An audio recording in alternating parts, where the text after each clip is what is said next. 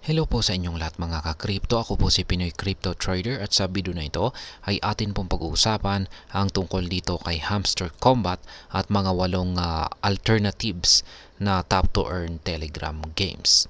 Yan, itong si Hamster Combat ay kani-kanina lamang po ay nalista na po sa mga iba't ibang mga crypto exchanges kung saan ay yan po yung inabangan po talaga natin kanina. At ayan nga, bumagsak ng 29% yung kanyang presyo. Kaya ngayon ay sa mga nagsawa na po sa paglalaro dito kay Hamster Combat ay meron po tayong 8 rito na mga alternative na mga top to earn na Telegram games na maaari po ninyong i-check bilang pamalit dito kay Hamster Combat.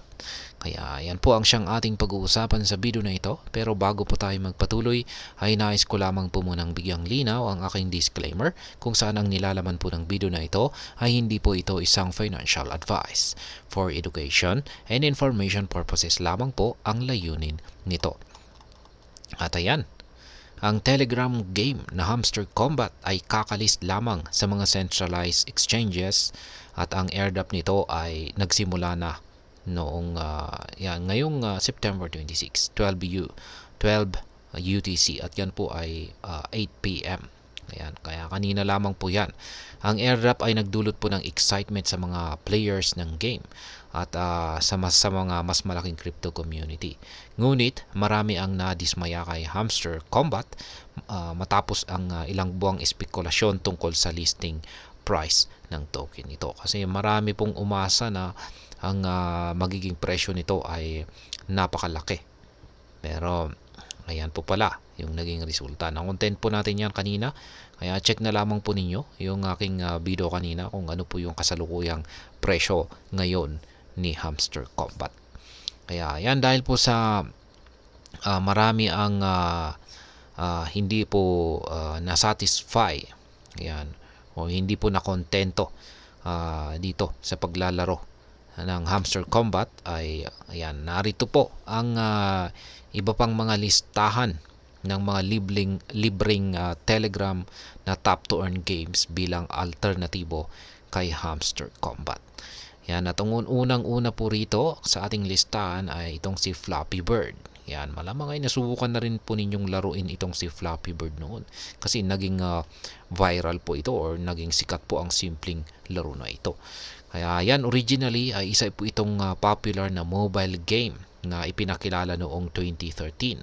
Ang Flappy Bird ay yan, bumabalik po ulit bilang isang mini app dito kay Telegram. Yan, ang Notcoin at Ton ay ang sumusuporta naman sa relaunch ng game na pinamumunuan ng isang team na dedicated fans. Yan, mga fans mismo ang sumusuporta dito. Kaya ayan po ang Flappy Bird Foundation. Ang team na nag-relaunch ng Flappy Bird sa Web3 Telegram ay inannounce po nila na nakuha nila ang trademark ng game mula po sa GameTech Holdings. Ayan, ang game ay nagdulot po ng maraming mga tanong sa crypto community, lalo na nang matapos i-announce ng developer na si Ginoong Dong Nguyen na wala siyang kinalaman sa reboot ng Flappy Bird. Gayunpaman ay naniniwala ang ilan na ang project ay may crypto at Web3 roots at hindi po ito isang scam. Kaya para sa updates mula noong relaunch noong September 12 ay maaring sundan ang Flappy Bird News sa Twitter. Ayan. Sunod naman ay itong si Boinkers. Ayan, ang Boinkers ay isa itong parody Telegram game na naglalarawan ng crypto culture ng coins na umaabot sa moon. Ayan, or sa buwan. Ang game ay nagpapahintulot sa players na i-boost ang Boinkers token. Yan po ang Boink upang maging ultimate meme coin. Maaring mag-farm ng shitcoins ang mga players o subukang kumita ng mas maraming rewards sa papagitan po ng slot machine. Yan, ang slot machine ay nagpapahintulot sa players na manalo ng 10,000 shitcoins kung mapunta sa Bulls o mawalan ng 10,000 coins kung mapunta naman sa Bears. Ang paglanding sa coins ay nagpapahintulot sa mga players na kumita ng 1,000 coins per symbol. Noong August, ang shitcoins ay nagkakalaga po ng 20 digits 1 ang bawat isa. Maaaring makakuha ng karagdagang impormasyon tungkol po sa game na ito sa kanilang official Twitter at Telegram. At ayan, ang sunod naman po rito ay itong si Bloom. Ayan, ang Bloom ay nilikha ng dating Binance executives na sina Vladimir Smirkis at saka si Gleb Kostarev. Saan ay isa itong Telegram-based game na nagpapahintulot sa mga users or players na kumita ng libreng points habang nakikipag-interact sa platform. Ang Bloom Dex ay kabilang sa mga projects na napili sa Binance Accelerator Program. Sa milyong-milyong users na naakit ng platform mula noong ito ay nag-launch, 50% ay reportedly crypto newcomers or baguhan sa crypto. Ayon po yan kay Ginoong Kostarev.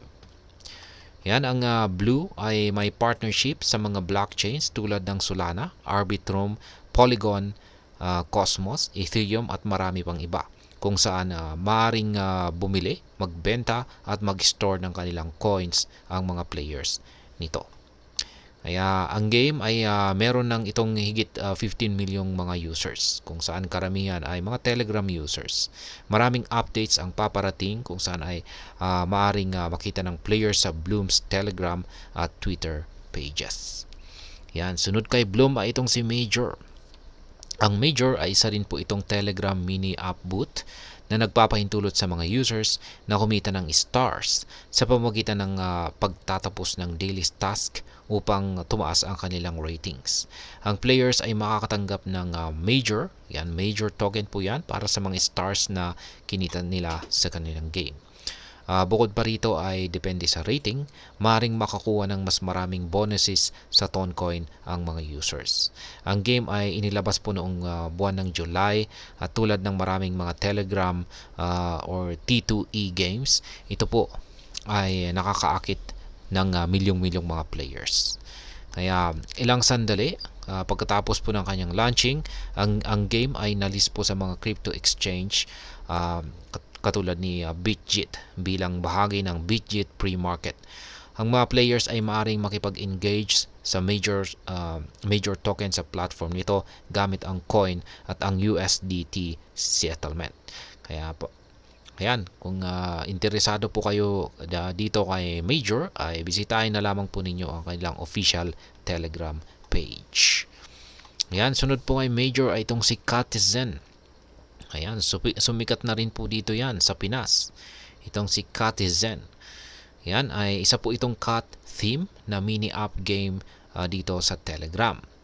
Kaya, ayan, ang mga players nito ay magmamatch ng mga ayan, kaparehong pusa para makaipon ng mas maraming rewards. Kaya, ayan, ang game ay inilabas po ito noong buwan ng March at ito po ay reportedly na nakakuha ng higit sa 20 milyong bilang ng mga players noong buwan ng July. Ang project po ay nag-launch ng token nito na tinawag pong KATI. Yan, noong September 20 at nalist po sa mga centralized exchanges tulad ng KuCoin at saka Binance. Nag-launch din ang Katizen ng Stake to Earn program mula September 18 hanggang 24. Ang project ay naghahanda po ito para sa isang major updates sa roadmap nito. Kabilang ang isang game center at launch pool sa fourth quarter ng taong 2024. Kaya ang mga players ay naghihintay din sa hindi pa na-announce na KATI token airdrop. Samantala ang users or mga players ay maaaring kumita po ng VKITI tokens kung saan ay maaaring ipalit sa KATI tokens. Kaya ayan, para po ulit sa mga karagdagang impormasyon tungkol po sa hinaharap na plano ng mga developers ni Katizen, ay i-check na lamang po ninyo yung kanilang official Telegram at Twitter pages. Ayan, kung nandyan po si Katizen ay nandito na rin si Kats. Ang CATS ay isa po itong Telegram game sa Ton blockchain kung saan ang gamers ay kumikita ng pera gamit ang P2E at saka T2E features nito. Dahil sa potential nito, ang native token ng project ay inaasahang ma-list sa mga top exchanges simula ngayong buwan ng September. Kaya ang CATS token ay may pre-market listing kay Bitget at inaasahan ang karagdagang listings kay Binance. Ang project ay nagplano ng token airdrop sa September 30. Ang MemeFi players ay maaari ring mag-ipon ng mas maraming tokens sa pamamagitan ng airdrops referral program. Nakakagulat at walang malinaw na impormasyon tungkol po sa team sa likod ng CATS at ang airdrop. Ang mga interesado ay maaring makakuha ng karagdagang impormasyon mula sa CATS Telegram page. Yan, ang sunod kay CATS ay itong si MemeFi. Ang MemeFi ay medyo naiiba po ito sa karamihan ng Telegram T2E games or Tap to Earn games dahil tila may layunin ito para sa mga players at nagbibigay ito ng meme-inspired gameplay. Tumakbo, tumakbo po or ito ay gumagana po si MemeFi sa Ethereum Layer 2 chain. Yan ang linya. Ang game ay nakakuha ng milyong-milyong players mula noong inilabas ito. Ang players ay maaring magdulot ng damage sa meme-inspired bosses, or meme-inspired bosses tulad po ng dodge sa bawat tap. Ang Telegram game ay may kasamang features din ito tulad ng daily rewards na nagpapataas ng earnings ng mga users. Ang team ay madalas na may airdrops para sa mga players ng game. Ang major airdrop ay naka-schedule po sa October 9, kasabay ng listing sa centralized exchanges. Para po sa karagdagang detalye ay check na lamang po ninyo yung kanilang official Twitter at Telegram pages. At ang panghuli po natin dito ay itong si YesCoin. Katulad po ng karamihan sa mga projects sa listahang ito, ang YesCoin ay isa na rin po siyang top to earn na Telegram game kung saan ay nag-aalok po sa mga players ng maraming paraan para kumita ng coins. Mula po sa pagsunod sa project sa Twitter at Telegram hanggang sa pag-refer ng mga kaibigan. Ang mas maraming rewards na kinikita ng user ay mas mataas ang kanilang benchmark mula bronze hanggang silver, gold at saka platinum. Ngayon ang partnership tulad ng Notcoin at Ton ay kabilang po sa mga major strides ng YesCoin kung saan ay malaki ang naitulong sa pagdami ng mga users ng game. Kaya noong June, ang Ton ay nag-tweet tungkol sa paglago ng YesCoin na nagsasabing nakatanggap ito ng higit 18 milyong bilang ng mga users or players sa platform nito. Kaya ayan po ulit mga ka-crypto. Si Hamster Combat ay nagkaroon po kasi ng mixed reaction mula sa community lalo na pagkatapos ng listings ng Hamster Combat token. Pero ayan, mukhang marami pong alternatibo na pwedeng subukan tulad po ni Flappy Bird, Boinkers, Bloom, Major, Catizin, CATS, MemeFi at saka si YesCoin. Kaya ang bawat isa sa mga ito ay may unique na features at reward system na maaari pong ninyong magustuhan.